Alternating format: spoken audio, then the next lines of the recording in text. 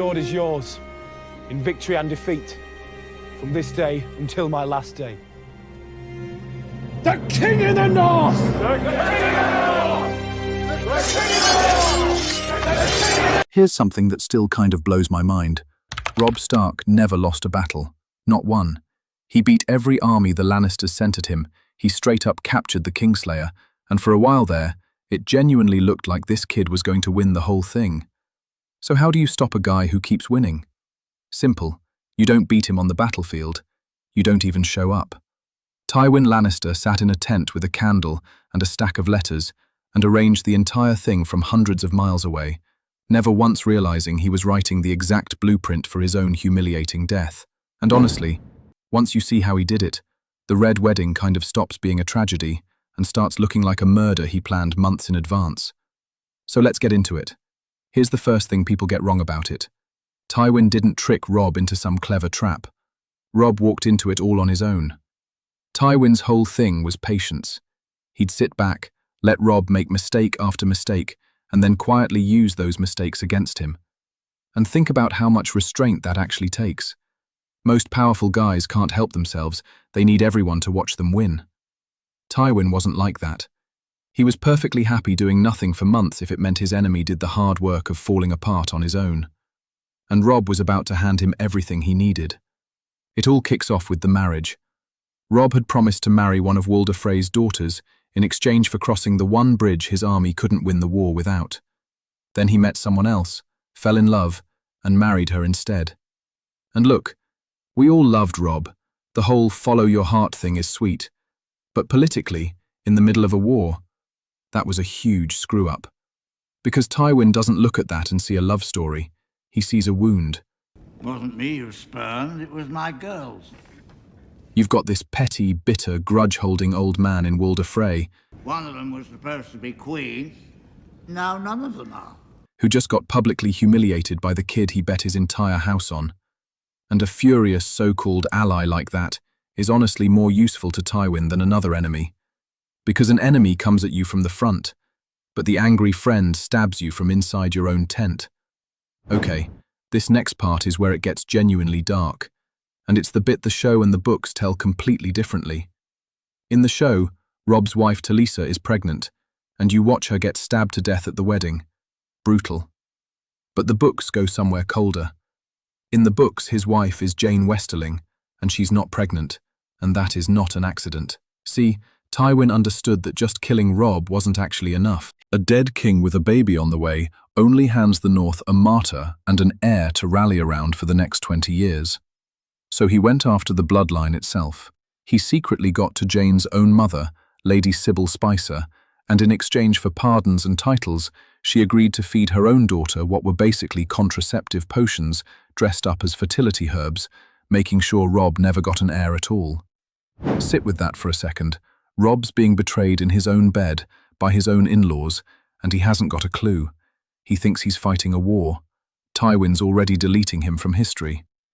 And hey, if you're the type who loves digging into the small, cold details most people skip right past, do me a favor and hit subscribe, because the next part, the way Tywin actually pulls the trigger on all this, is where it gets properly chilling. But one wound was never going to bring Robb down by itself. He needed to bleed a bit more, and once again, he did it to himself. I sentence you to die. He executed Lord Rickard Karstark for treason. If you do this, the Karstarks will abandon you. Honourable? Sure. Smart? Not even slightly, because it cost him almost half his army overnight. And watching all of this very, very closely is Roose Bolton. Go back and re-watch his scenes sometime. The guy is genuinely unsettling. Always still, never blinking, always a step ahead of everyone else in the room. After Tywin crushed Stannis at the Blackwater, Bolton did the math before anybody and figured out the Starks were already finished. So when Tywin's letters started arriving, he didn't just say yes. He started playing the longest, quietest game of the whole war. And here's the part most people completely miss. Bolton didn't just nod along to Tywin's plan. He started thinning out his own king's army from the inside. He sent the most loyal Stark soldiers, thousands of Glover and Tallheart men, off to take Duskendale, which was basically a death sentence wearing the costume of a battle. They got wiped out miles away from Robb, while Bolton kept his own men rested, safe, and fully armed. So by the time everybody gathered at the Twins, guess whose army was the only one left standing and ready to go? The traitors. And that wasn't bad luck or bad intel. Bolton deliberately got rid of every soldier who might have been able to save Robb's life. But here's what actually makes Tywin the mastermind, and not just the guy who got lucky. Frey and Bolton were both cowards. Careful, scheming ones, fine, but cowards. Be welcome within my walls and at my table. Because what Tywin was asking them to do wasn't only murder, it was breaking guest right. And in this world, that's the big one. The moment a man eats bread and salt under your roof, he's sacred. And killing a guest you fed is the one sin everyone genuinely believes the gods will punish. Nobody does it alone, because the second you do, every house in the realm turns on you, and your family name is done forever. So Frey wanted his revenge, but was terrified of the price. Bolton wanted power, but was terrified of the fallout. Both of them were stuck. And this, right here, is the move. This is the genius of Tywin Lannister. He didn't try to make two cowards brave, he just made them safe. He gave them the full backing of the Iron Throne, pardons, titles, River Run for the Freys, the entire North for Bolton. And just like that, the unthinkable turned into a simple business deal, where everybody's greed and everybody's fear all pointed the same way, at one dead king. That's the whole trick, honestly. Tywin never asked anyone to be brave.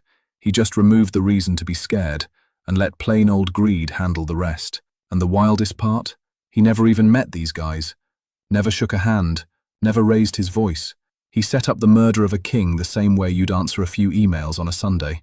That's what real power looks like. Not the guy swinging the sword, the guy who never has to.